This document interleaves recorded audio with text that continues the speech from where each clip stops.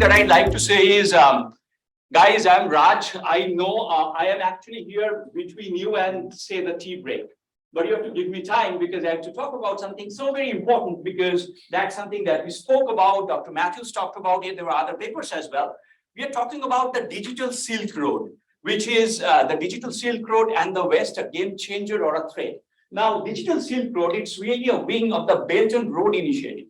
The Belt and Road Initiative, I cannot really talk about it because if I have to mention it, then I'd require another 1 hour, and Dr. Dada will not give me 1 hour for sure. So I cannot do that essentially, but I'll take that wing and I'll talk about it. In terms of the Belt and Road Initiative, I must say that there is a book. I saw that my co-edited book is on display, so you can take a look.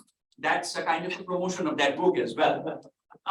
So the first thing of the digital Silk Road, what that is, the Belt and Road Initiative, which was President Xi's big thing, in 2012, he talked about from 1840 to 1949, we had the national humiliation. And from 1949, we kind of, corrected the path.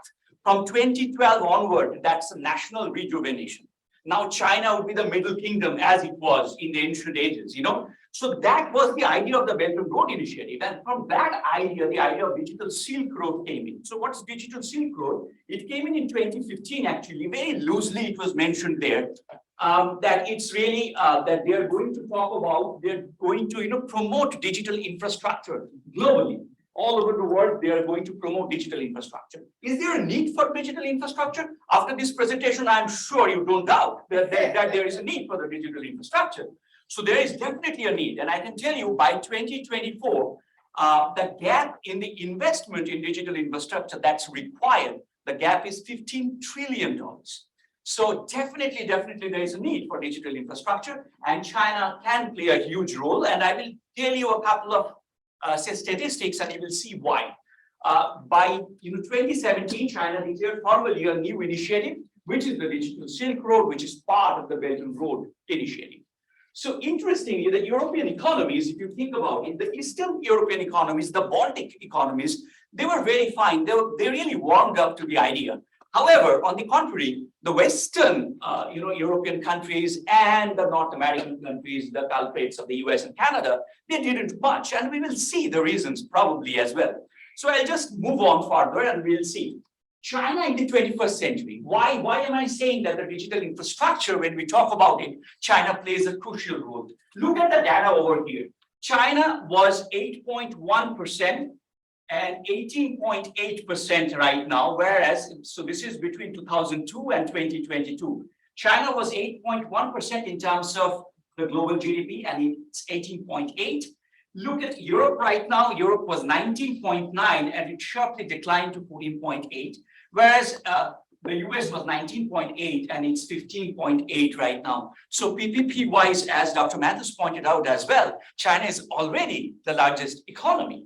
So there is no doubt whatsoever that we need then China for the digital infrastructure. I'm not going to have a very hunky-dory part of it. I'm going to give you the criticisms of it as well. So China, if you still doubt why China, why am I talking about the digital Silk Road?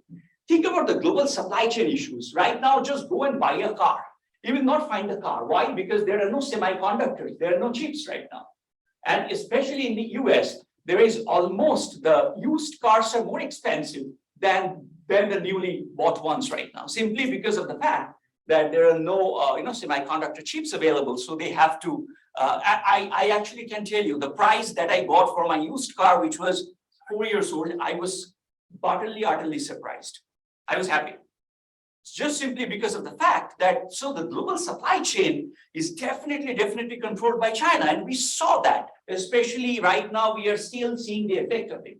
One part of the global recession, of course, was giving money away to the population, but that's a different matter. I'm an economist, so I need to talk about money now and then. But the thing is, it's more or less China's scenario as well. What China, they're very kind of limited, very restrictive, COVID kind of things, which they had, that kind of caused the global supply chain issues. So there is no doubt that China is a superpower, and we need to talk about it.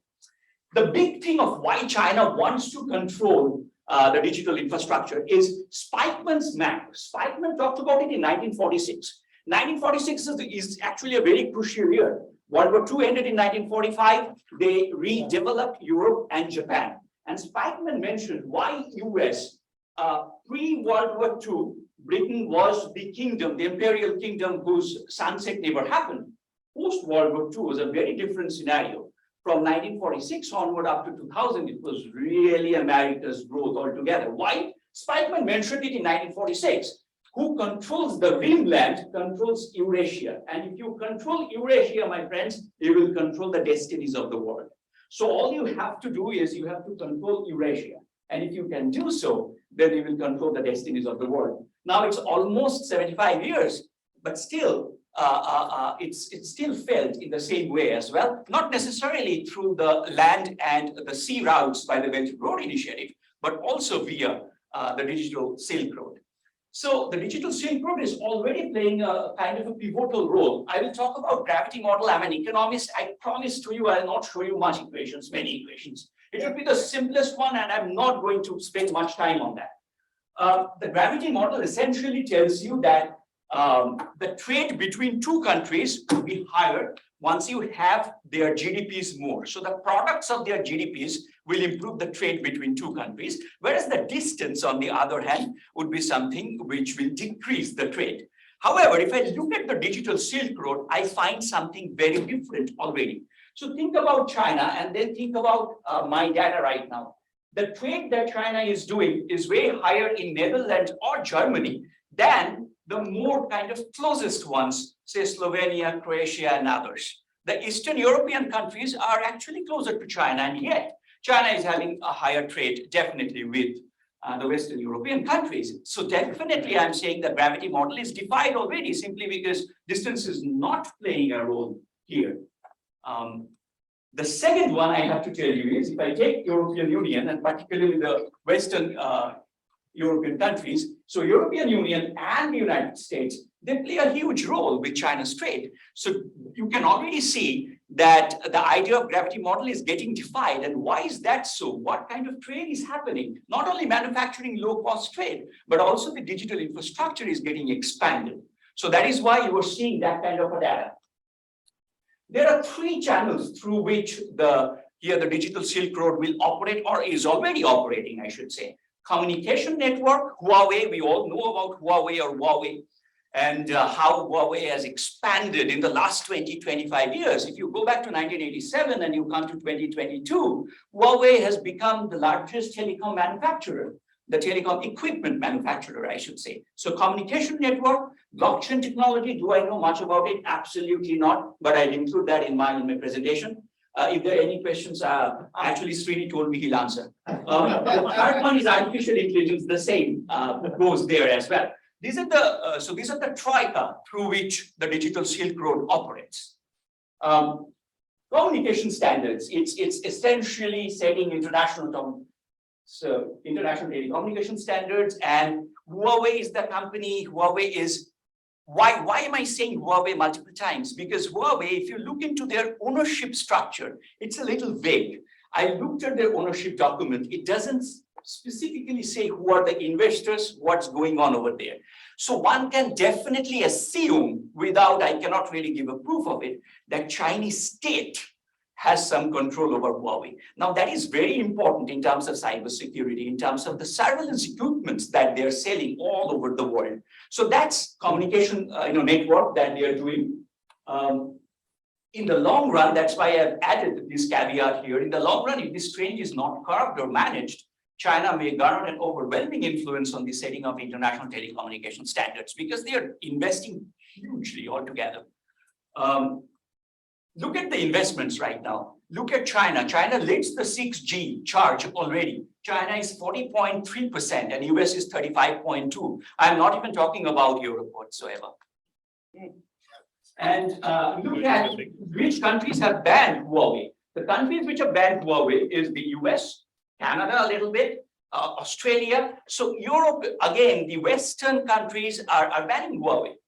So the idea, you can see the contradiction already. They're not investing in the 6G as they should have done, yet they're banning. So they're giving more foothold to China already by doing so. So that's becoming a little challenging. for the free market economies. If you look at what is currently in 21st century, you don't have to go to California for a gold rush. The gold rush is happening in data. And I'll come back to the data point. They know exactly and everything of what we are doing right now. So data is the new gold, the new diamond, whatever you want to talk about it. Now look at transnational data governance. These are all the countries. I don't see, you might not be able to see the map very clearly, but the point I'd like to establish is all these places that you were seeing is some kind of a data governance center that China has. So look at the global map and tell me, it's almost China has expanded all over the world. You can take a few countries off, but it has expanded all over the world. Some kind of a center exists in all over all the places that are located over here. So it's very important to understand that China is already investing in the digital Silk Road and already creating the digital infrastructure. The second thing is blockchain technology, where they're investing hugely. Blockchain technology, again, it's the backdrop of the cryptos.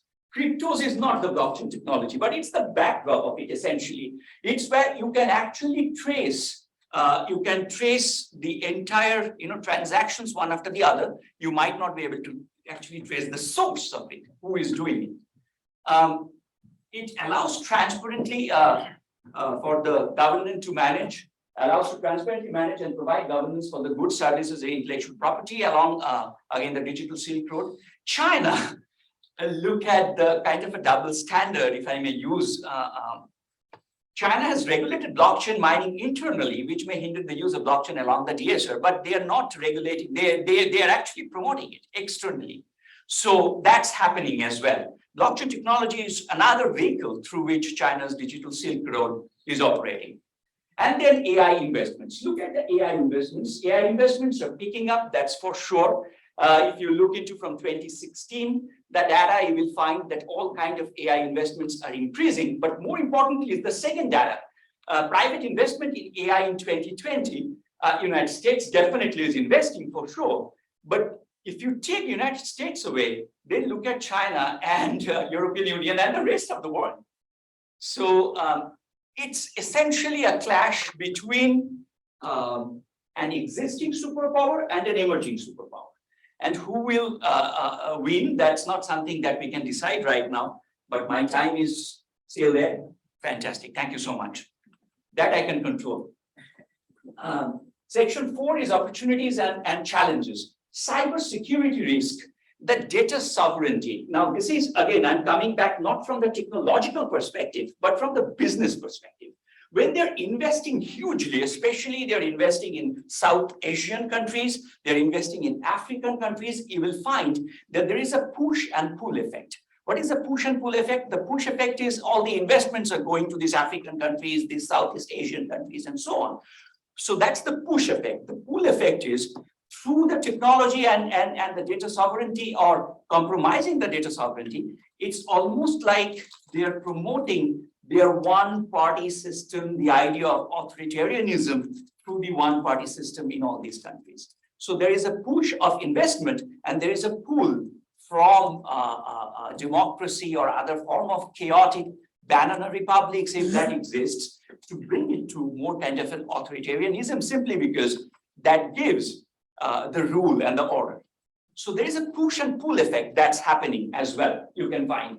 So that cybersecurity risk is a big challenge simply, and again, I'm talking from the perspective of say the international political reasons. I'm not talking from the technological perspective, simply because that will change, that will alter the global order, which was predominantly gravitating towards democracy. So that will change, that might. My recommendations would be that given the shift to a digital economy and the increasing influence of Chinese entities, definitely it's required. The Europeans and the Americans should not be Robinson Crusoes and turn their doors and windows shut and allow China to operate. They should collaborate, but they should be very careful about the surveillance technology simply because the Chinese companies who are investing because of their ownership structure, because of the vague kind of connections between the market and the government, you were not 100% sure if the government is getting the data or not. If the government is getting the data, then that can be really risky, defense-wise, and so on and so forth. So a cautious approach to cooperation is required, but a cooperation is necessary. I definitely don't want you to give the space away to China. Digital Silk Road is going to be very much important, and the investments are happening. As I was mentioning, Europe is not doing what they're supposed to do. So yeah, I'm done. Thank you.